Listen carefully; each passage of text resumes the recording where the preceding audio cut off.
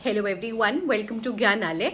आइए आज अपने इस वीडियो में हम बात करते हैं एक और इम्पॉर्टेंट इन्फॉर्मेशन के बारे में, एक और इम्पॉर्टेंट अपडेट के बारे में जो कि रिलेटेड है आउटसोर्सिंग पर्सनल से और कहीं ना कहीं जो कि है नेस्ट के फैसले से कि हमें आउटसोर्सिंग पर्सनल्स को हायर करना है या नहीं करना है। इससे रिलेटेड इंपॉर्टेंट डिसीजंस आइए जानते हैं कि कौन ले रहा है, आउटसोर्सिंग पर्सनल की क्या रिक्वायरमेंट है और इससे रिलेटेड जो भी इंपॉर्टेंट फैसले हैं वो क्या नेस्ट अकेले ले रहा है या नेस्ट के साथ जो स्टेट सोसाइटीज है कंसर्न्ड वो भी इन्वॉल्व है। तो आइए बात करते हैं इन सारे चीजों पे, डिस्कस करते हैं कि ये फैसला क्या सही है या नहीं है। इन सब पे आइए चर्चा करेंगे आज अपने इस वीडियो में हम ज्ञानालय के माध्यम से। उम्मीद करूंगी आप सब मेरे साथ अंत तक जुड़े रहेंगे।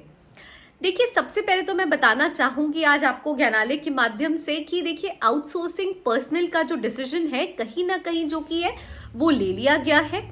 अब इससे रिलेटेड जो इम्पोर्टेंट फॉर्मेलिटीज है या इससे रिलेटेड आप कहें कि जो इम्पोर्टेंट डिसीजंस है,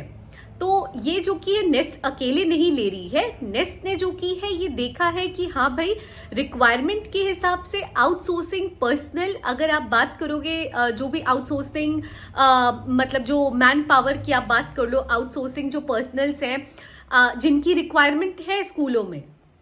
उनसे रिलेटेड जो कि है डिसीजन कहीं ना कहीं जो कि है नेस्ट ने ले लिया है। लेकिन उनसे रिलेटेड आप कह लो एलिजिबिलिटी क्राइटेरिया क्या होनी चाहिए, आप कह लो उनको कितनी रेम्यूनरेशन देनी है, या आप कहो कि टर्म्स एंड कंडीशंस क्या होना चाहिए, तो इन सब का जो फैसला है वो नेस्ट अकेले नहीं ले रही है। नेस्ट ने ये सारा कार्यभार जो कि है स्टेट सोसाइटीज पे छोड़ दिया है, स्टेट सोसाइटीज को सौंप दिया है। और अगर आप इसे बेटर तरीके से पुट करो तो ये हम कह सकते हैं कि ये जो आउटसोर्सिंग पर्सनल है इनका जो आप कह सकते हो रिक्वायरमेंट है वो नेस्ट जो कि अकेले नहीं क्लासिफाई करी है या कैटेगराइज करी है, बट देन इसमें जो कि स्टेट सोसाइटीज भी इन्वॉल्व है। यानी नेस्ट और स्टेट सोसाइटीज जो रिस्पेक्टिव स्टेट की कंसर्न सोसाइटीज है ईएमआरएस के लिए, उन दोनों का ये आप कह सकते हो एक अमलगमेटेड डिसीजन है कि भाई हमें जो कि आउटसोर्सिंग पर्सनल रखना है, हमें जो कि आउटसोर्सिंग पर्सनल जो कि हायर करने हैं। और इस केस में जो की है नेस्ट ने भी अग्री करते हुए ये कह दिया है कि ठीक है भाई, जो भी रिक्वायरमेंट है उनकी रेम्यूनरेशन से रिलेटेड हो या फिर आप कह लो कि उनके एलिजिबिलिटी क्राइटेरिया से रिलेटेड हो, जो भी अदर टर्म्स एंड कंडीशन से रिक्वायरमेंट रिलेटेड है, उन सब के बारे में जो कि है फैसला लेने का राइट नेस्ट ने पूरी तरह से हैंड ओवर कर दिया है स्टेट सोसाइटीज को। चलिए भाई, ये तो ठीक है कि भाई अब नेस्ट और स्टेट सोसाइटीज मिलकर आउटसोर्सिंग पर्सनल्स को हायर कर रहे हैं, साथ ही साथ जो भी रिक्वायरमेंट है वो सब जो कि है मतलब आप देख सकते हो कि उस पर जो डिसीजन लेने का राइट है वो पूरी तरह से या सोलली जो कि है स्टेट सोसाइटीज को सौंप दिया गया है। ठीक है भाई, ये जरूरी है, ये शायद नीड ऑफ द आवर है, इसलिए आप ये कर रहे हैं। बट कहीं ना कहीं अगर अब हम इस पे बात करें कि क्या ये फैसला सही है, तो देखिए मेरे हिसाब से ये फैसला सही नहीं है। जो टाइम, ठीक है, अगर आप ये कहोगे कि नीड ऑफ द आवर है, अभी जब तक हम प्रोसीजर को आगे नहीं बढ़ा रहे, रिक्रूटमेंट प्रोसीजर आगे कैरी नहीं हो रही है और जो अनफिल्ड वैकेंसीज है वो अभी भी जो कि है वेकेंट है और अभी भी जो कि है सीट्स खाली हैं, और हमें जो कि रिक्वायरमेंट है स्कूलों में, जो कि है लोगों की रिक्वायरमेंट है, हमें एम्प्लॉयज की या स्टाफ की रिक्वायरमेंट है, और उसे फिलफिल करने के लिए जो कि है ताकि स्कूल सही से चल सके, प्रॉपर मैन पावर है हमारे पास, प्रॉपर जो कि है आप कह सकते हो हमारे पास एक सम्मिलित पूरा एक टीम है हमारा, जिसके थ्रू हम कह सकते हैं कि स्कूलों को जो कि है हम सही तरह से आगे बढ़ाएंगे। अगर आप इसे कह के जस्टिफाई करोगे कि हाँ भाई हमारा रिक्रूटमेंट करना बहुत जरूरी है या अभी हमें आउटसोर्सिंग पर्सनल्स को बुलाना बहुत जरूरी है, क्या वो इस बात को कॉन्ट्रडिक्ट नहीं कर रहा है कि जो अनफिल्ड वैकेंसीज है या फिर जो अभी भी आप नोटिफिकेशंस नहीं निकाल रहे हो, क्या ये आप एक तरह से ये नहीं कह सकते हो कि ये कॉन्ट्रडिक्शन है?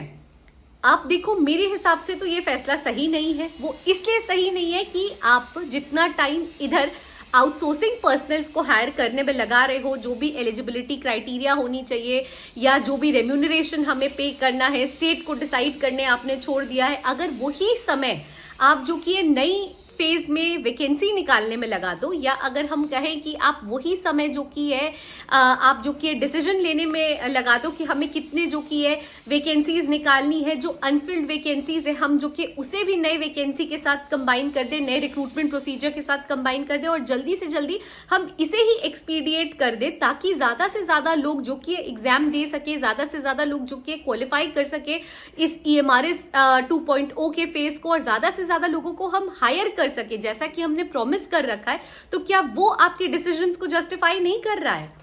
आप खुद देखो, जहां पे आप आउटसोर्सिंग पर्सनल की बात कर रहे हो,